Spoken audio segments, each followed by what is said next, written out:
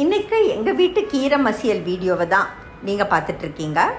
முதல்ல கீரை மசியல் தயாரிக்கிறதுக்கு இன்றைக்கி நாங்கள் முளைக்கீரை எடுத்திருக்கோம். நல்ல ஃப்ரெஷ்ஷாக இருந்தது இன்றைக்கி முளைக்கீரை. வாங்கின உடனேயே அப்படியே அதை ஆஞ்சிட்டு அதை நல்லா நறுக்கிட்டு அதை சுத்தம் செஞ்சு ஒரு பாத்திரத்தில் எடுத்து வச்சுருக்கோம். இது அப்படியே ஒரு எவர் சில்வர் குக்கருக்கு நான் ட்ரான்ஸ்ஃபர் பண்ணுறேன். நல்ல ஃப்ரெஷ்ஷாக இருக்கிற கீரையை உடனே மசியலாக தயாரித்தோன்னாக்கா அது ரொம்ப ரொம்ப டேஸ்டியாக இருக்கும். இன்றைக்கி கீரை அப்படியே பச்சுன்னு இருக்குன்னு சொல்லுவோம் பாருங்கள், அந்த மாதிரியான கீரை. இதுக்கு ஒரு தக்காளி, ஒரு சிறிய தக்காளி, அதை அப்படியே கொதிக்கிற வெந்நீரில் போட்டு அந்த தோலியை மாத்திரம் எடுத்து வச்சுருக்கேன்.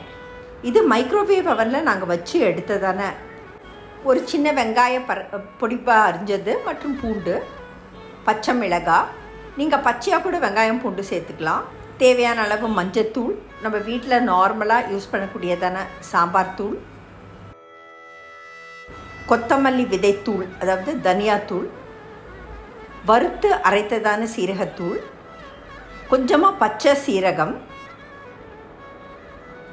மிளகுத்தூள் சேர்க்குறது ரொம்ப இம்பார்ட்டண்ட். கருப்பு மிளகுத்தூள்.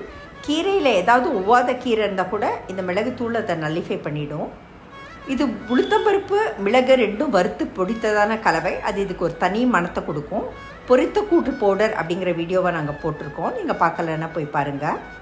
ஒரு டேஷ் ஆஃப் பெருங்காயம், தேவையான அளவு உப்பு, கொஞ்சமாக தண்ணி, ஒரு 1/4 டம்ளர் அளவு தண்ணி. ஏன்னா இந்த கீரையே தண்ணி விடும், நம்ம தக்காளி வேறு சேர்த்துருக்கோம். ஸோ கொஞ்சமாக ஒரு 1/4 டம்ளர் அளவு தான் நான் தண்ணி விட்டுருக்கேன். ப்ரெஷர் குக்கரை மூடி ஒரு விசில் மீடியம் லோ ஃப்ளேமில் வச்சு நல்ல ப்ரெஷர் அடங்கின உடனே அதை திறந்து பார்த்தோன்னாக்கா எல்லாம் ஒன்று சேர நல்லா அப்படியே வெந்து வந்திருக்கும். ஸோ இந்த ஸ்டேஜில் மத்து அப்படின்னு சொல்லக்கூடியதான இந்த மேஷர், இதை வச்சு அப்படியே நம்ம மசிக்கணும்.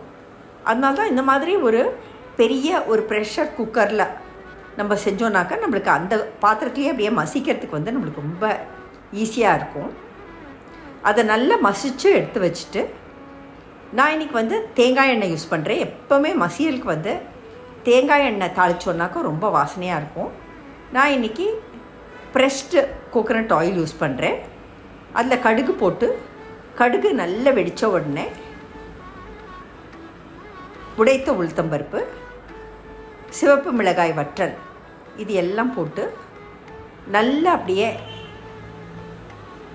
இந்த தாளிப்பை நம்ம அப்படியே மசிச்சதான அந்த கீரையில் நம்ம போட போகிறோம். இப்போ உளுத்தம்பருப்பு நல்ல கோல்டன் ப்ரௌன் ஆகிடுது.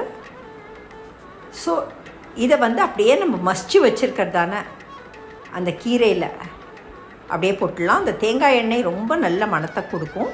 அந்த பொரித்த கூட்டு பவுடர் அப்படின்னு சொல்லக்கூடியதான அந்த உளுத்தம்பருப்பு மிளகாய் வற்றல், அந்த வறுத்து அரைத்ததான பொடியும் இதுக்கு ரொம்ப நல்ல வாசனையை கொடுக்கும். இப்போது எங்கள் வீட்டு முளைக்கீரை மசியல் தயார்.